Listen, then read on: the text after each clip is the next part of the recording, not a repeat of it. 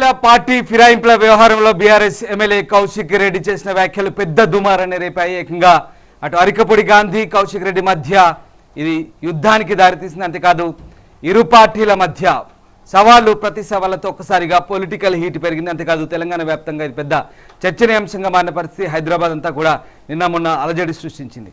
అసలు ఈ అంశంలో మరొక ట్విస్ట్, ఇక్కడ లోకల్ నాన్ లోకల్ అంశం పెద్ద హైలైట్గా మారింది. ఇద్దరి మధ్య వ్యక్తిగత దూషణలు కాస్త ప్రాంతీయ విభేదాలు అంశం మళ్ళీ తెరపైకి వచ్చిన పరిస్థితి. ఈ ఇద్దరు కూడా లోకల్ నాన్ లోకల్ అంటూ విమర్శలు చేయడం, కౌశిక్ రెడ్డి విమర్శించడం, బతకడానికి వచ్చావంటూ దానికి ప్రతిగా గాంధీ కూడా స్పందించడం, మొత్తం మీద ఇది ఒక కొత్త చర్చకు దారితీస్తుంది. ఇది ఒక వివాదాస్పద అంశంగా మారుతుంది. అసలు ఏం జరుగుతుంది, ఎవరు లోకల్ ఎవరు నాన్ లోకల్ డిస్కస్ చేద్దాం. మనతో పాటు స్టూడియోలో కాంగ్రెస్ నేత సంధ్యా రెడ్డి ఉన్నారు. ఆమె పిసిసి స్పోక్స్ పర్సన్గా ఉన్నారు. ఆమె మనతో జాయిన్ అవుతున్నారు. ఆమెతో డిస్కషన్కి వెళ్లే ముందు ఒక్కసారి నేతలు ఏం మాట్లాడారు, అసలు కౌశిక్ రెడ్డి ఏం మాట్లాడారు, దానికి అరికపొడి గాంధీ ఏం కౌంటర్ ఇచ్చారు ఒకసారి చూద్దాం. శేర్లింగంపల్లి కాన్స్టిట్యూన్సీ ప్రజలను 3 సార్లు ఆశీర్వదించారు. ప్రతి దాడి ఖచ్చితంగా ఉంటది. నీకు ఆంధ్రోన్వి బతకనికి వచ్చిన ఆంధ్రోన్వి మళ్ళీ ఆంధ్రాకు పోవాలి బిడ్డ. ఆ విధంగా మేము దాడి చేస్తా, అసలే ఊకోను, నిన్ను మాత్రం ఇష్టపెట్టా అని చెప్పి సందర్భంగా గాంధీని హెచ్చరిస్తా ఉన్నాం. Thank you. అరే పీకమనరా భయ్, రోజు ఇండే ఉంటా, ఇండుంచే తిరుగుతా, పీకునది ఏం పీకినవరా భయ్? నా ఇంటికన్నా పీకిండా? ఇప్పుడు నా కారద్దాలు వలగొట్టవచ్చు, నా ఇంటద్దాలు వలగొట్టవచ్చు, ఎందుకంటే నేను సింగిల్గా ఉన్నా కాబట్టి.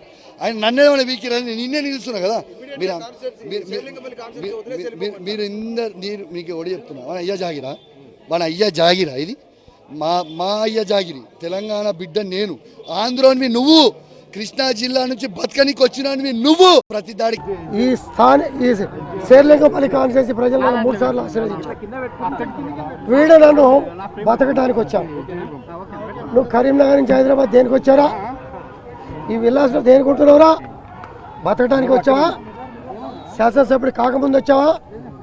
29 రాష్ట్రాల ప్రజానికం ఇక్కడ ఉండగా 3 సార్లు శాసనసభ్యుని అయిన వాడిని బతకడానికి వచ్చావా అనే నా కొడుకు ప్రజల్ని విభేదాలు సృష్టించి విచ్చను సృష్టించి ప్రజల మధ్యలో చిచ్చు పెట్టే ఈ లంగా, ఈ కోవట్ మా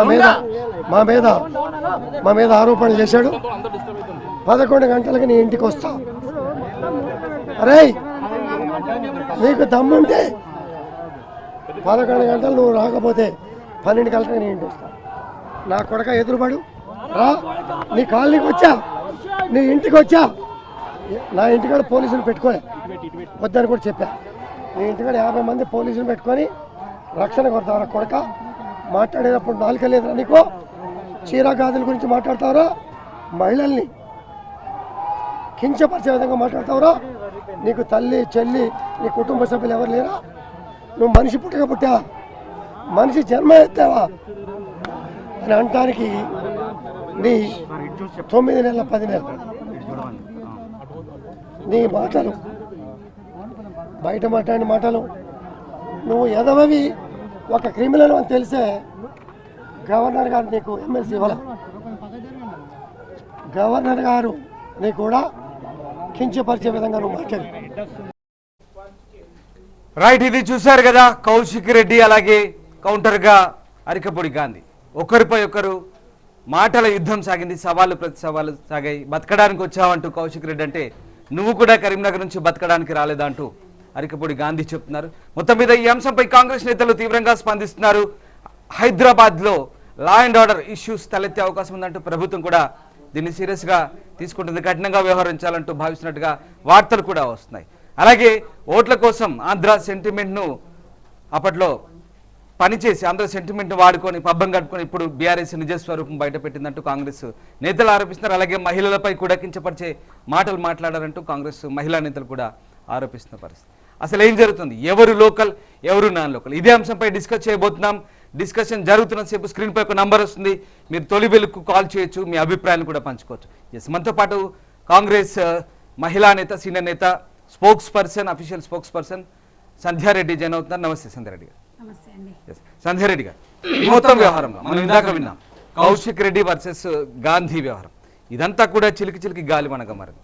ఇవన్నీ వ్యక్తిగత విమర్శలకు దారితీసింది. ఇది కాస్త పూర్తిగా పార్టీల మధ్య యుద్ధంగా పరిణమించింది. అసలు అలా కాదు, పూర్తిగా ఈ మధ్యలో మనం విన్నాం లోకల్ నాన్ లోకల్ ఇష్యూ కూడా ఇది హైలైట్ కాబోతుంది. ఏంటంటే ఈ సమస్య మళ్ళీ ఎక్కడ దారి తీయబోతుంది మీరే అనుకుంటారు? ఒకటండి, ఫస్ట్ కౌశిక్ రెడ్డి ఈ ఎదవ అనేటోడు తెలంగాణ మహిళలు కాదు, యావత్ ప్రపంచం ఉన్న మహిళలందరూ కూడా క్షమాపణ చెప్పాలి. ఆ తర్వాతనే ఈ ఎదవ ఇంకో మాట మాట్లాడాలి.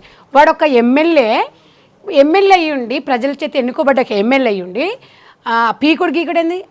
ఇప్పుడు ఆ మాట నేను ఒక ఆడపిల్లనంటే నీ పరవేమని అయినా నీకు సిగ్గు శరామే లేదు నీకు. ఏం బిక్తారా ఏం బిక్తారు? పీక్తాం. రేపు మహిళలందరం వస్తే నేను పీకడం కాదు, నన్ను టచ్ చేస్తారని కాదు, నిన్ను బొందబెడతారు, నీ పీక నొక్కుతారు, పీకడం కాదు. అక్కడ సిగ్గు శరం ఉండ. నీ భాష ఏంది, నీ లాంగ్వేజ్ ఏంది? నువ్వు అంత పెద్ద మొన్నగాని వారా? నువ్వేమైనా తెలంగాణ కోసం ఉద్యనాయకుడు వారా? నువ్వేం పెద్ద ఏందో బస్తీ మేసేవాళ్ళని వస్తున్నావు ఏంద్రా? సిగ్గు శరం లేనోడా? సిగ్గు అసలు నీకేమైనా సిగ్గు అనిపిస్తుంది? అదే నీ బిడ్డ సిగ్గుపడుతుండొచ్చు. 15 ఏళ్ళు నేను నీ బిడ్డకు మా నాన్నని ఎందుకు గెలిపించినాం మేము అని చెప్పి, ఆ ఏళ్ళ మా నాన్నని గెలిపియండి లేకపోతే మా నాన్న చచ్చిపోతాడు అన్నందుకు ఇలా చూడమ్మా మీ నాయనని చూసి నేర్చుకో అమ్మ సంస్కారము.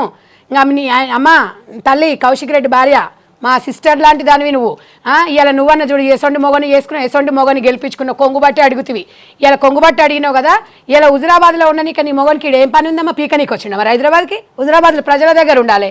ఇవాళ ఆయన అంటున్నాడు కదా లోకల్ నాన్ లోకల్ అంటే నువ్వు పార్టీ పరంగా నువ్వు బీఆర్ఎస్ నుంచి గెలిచి ఇప్పుడు లోకల్ నాన్ లోకల్ ఏంద్రా? మొన్నటి వరకు గాంధీ గారు మరి మీ దాంట్లోనే ఉన్నాడు కదా, అప్పుడు నాన్ లోకల్ అనేది మీకు కనిపించలేదా?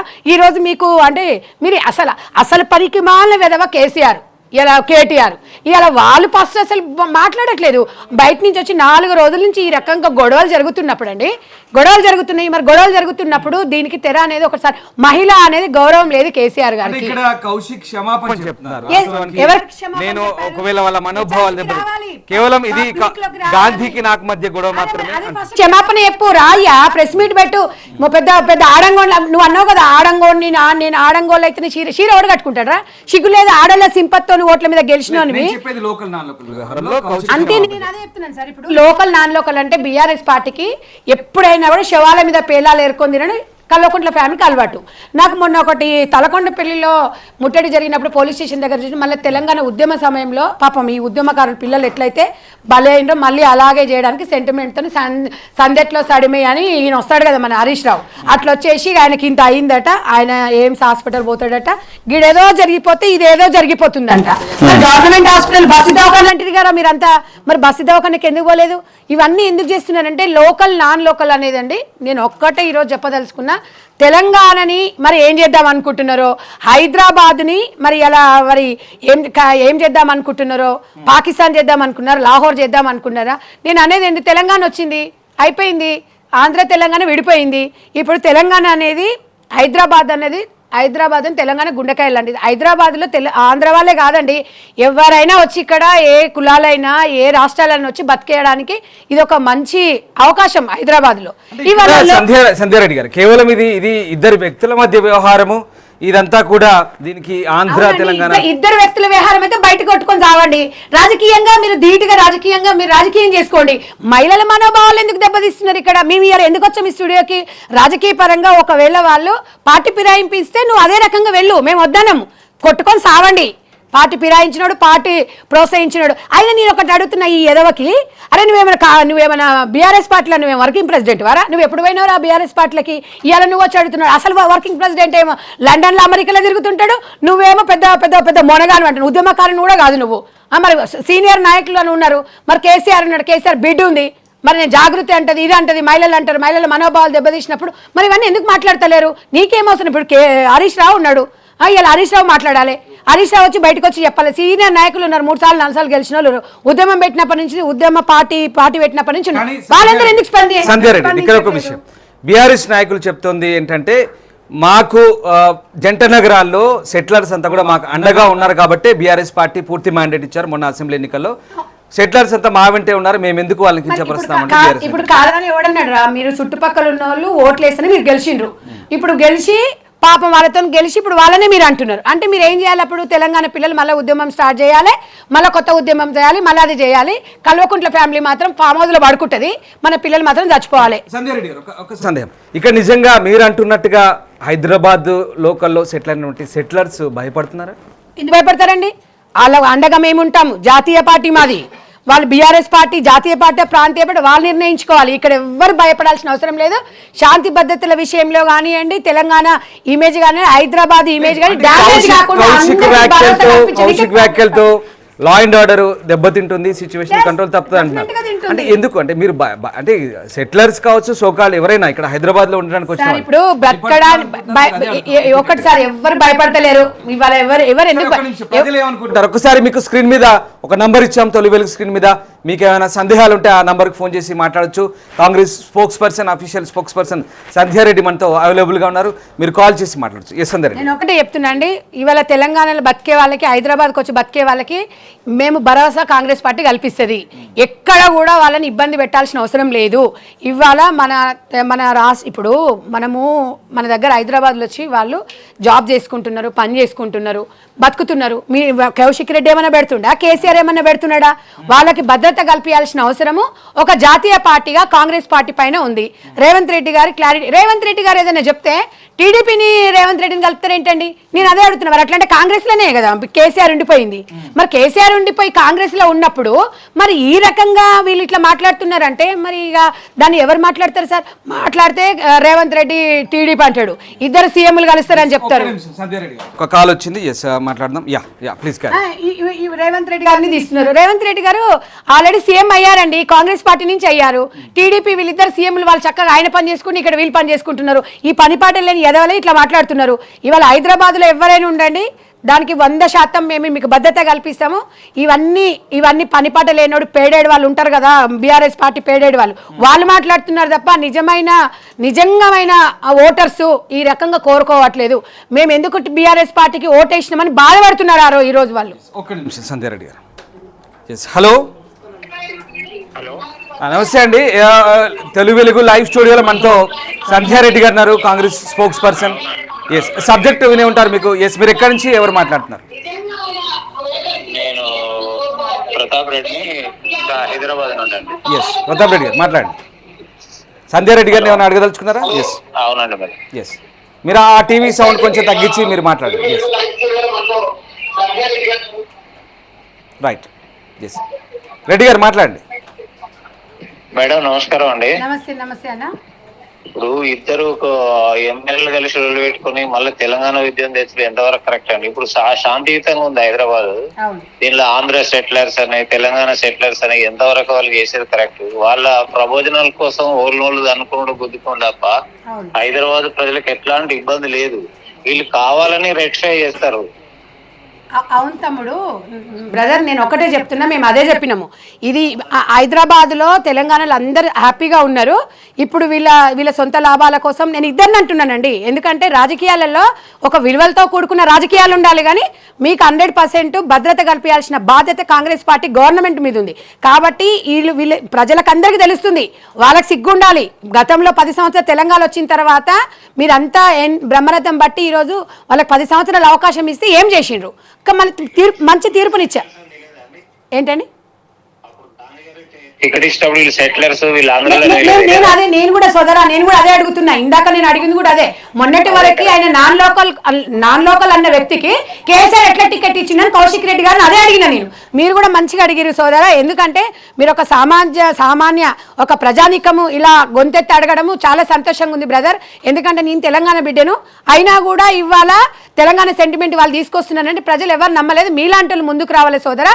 మీకు 100% మీలాంటి గొంతుగా ప్రశ్నించే వాళ్ళు ఉంటేనే ఎవడొచ్చిన వాళ్ళని అడగండి. ఇవాళ నిజంగా కూడా యావత్ ప్రపంచం అడుగుతుంది, తెలంగాణ సామాజికం అడుగుతుంది. మీరు నిజంగా కూడా చాలా మంచిగా అడిగారు. ఇవాళ వాళ్ళు ఆత్మ పరిశీలన చేసుకోవాలి. ఇవాళ ఏంది అనేది నిజంగా కూడా వాళ్ళకి చిత్తశుద్ధి ఉంటే పార్టీ నుంచి సస్పెండ్ చేయాలి అని చెప్పి కేసీఆర్ని నేను డిమాండ్ చేస్తాను. దానికి మీరు ఏమంటారు సోదరా, మీరు చెప్పండి. అవును 100% మేడం, ప్రాంతీయ విభేదాలను ఉండకూడదు. Right. Yes thank you Pratap Reddy. Yes ఇది మొత్తం మీద ప్రజలు భిన్నాభిప్రాయాలతో అయితే ఉన్నారు. రైట్, ఇంకా కాలర్స్ మీరు స్క్రీన్ మీద నంబర్ ఇచ్చాము. సంధ్యారెడ్డి ఉన్నారు, spokes person, official spokes person అధికార పార్టీ నుంచి. రైట్, మనం మాట్లాడుతున్నాం. కొంతమంది సరే రకరకాల అభిప్రాయాలు ఉంటాయి, కొందరు సపోర్ట్ చేస్తారు, కొందరు వాళ్ళకి అనుకూలంగా ఉంటారు. నేను అనేది ఏం సార్ అంటే రాజకీయాలల్లో రాజకీయం కాదు. మీ ఇంట్లో మీకు 3 అక్కలు ఉన్నారు, ముగ్గురు అక్కల్ని ఒకేలాగా చూడవు. ఒక అక్కని ప్రేమగడ్డ, ఒక అక్కకు వచ్చి తెలివి ఎక్కువ ఉంటుంది. ముగ్గురం 3 రకాలుగా ఉండం కదా. మన చేతికున్న 5,000 సమానం లేవు సార్. ఇప్పుడు అందరినీ సాటిస్ఫై చేయాలంటే ఎట్లా సాటిస్ఫై చేస్తాం మీరు చెప్పండి. ఇప్పుడు తెలంగాణ ప్రజలు కాంగ్రెస్ పార్టీని నమ్మి ఓటేసిండ్రు, అధికారం ఇచ్చిండ్రు. ఇచ్చిన తర్వాత వీళ్ళ బాధ ఏంది? ప్రతిపక్షంలో ఉండండి, ప్రతిపక్షంలో కొట్లాడండి. ఇప్పుడు మీరు పార్టీ ఫిరాయించినందుకు మీరు అడిగినందుకు మేము తప్ప అనట్లేదు. మహిళల మనోభావాలు చీర చూపించినందుకే ఈ రచ్చ జరిగింది తప్ప మీరు పార్టీ ఫిరాయించిన వాళ్ళని మీరు చేసుకోండి, కోర్టుకెళ్ళండి, మీరు ఇంకేమన్నా చేయండి, వాళ్ళని అడగండి, గుద్దుకోండి, నేను కాదనను. కానీ మహిళ మనోభావాలు కాబట్టి ఇలా మహిళలందరూ రావాల్సి వస్తుంది రోడ్డు మీదకి. ఇలా మహిళలు ఏంటంటే నేను ఒకటే చెప్తున్నా, సమాజంలో మేము సగం కదా. మేము కూడా ఈరోజు ఇక్కడికి వచ్చి మాట్లాడుతున్నా, కాంగ్రెస్ పార్టీ అవకాశం ఇచ్చింది. నేను ఒకటి సోదరా ఈ వేదిక నుంచి అడుగుతున్నా, ఒక్క మహిళ కూడా 3 రోజులు అవుతుంది.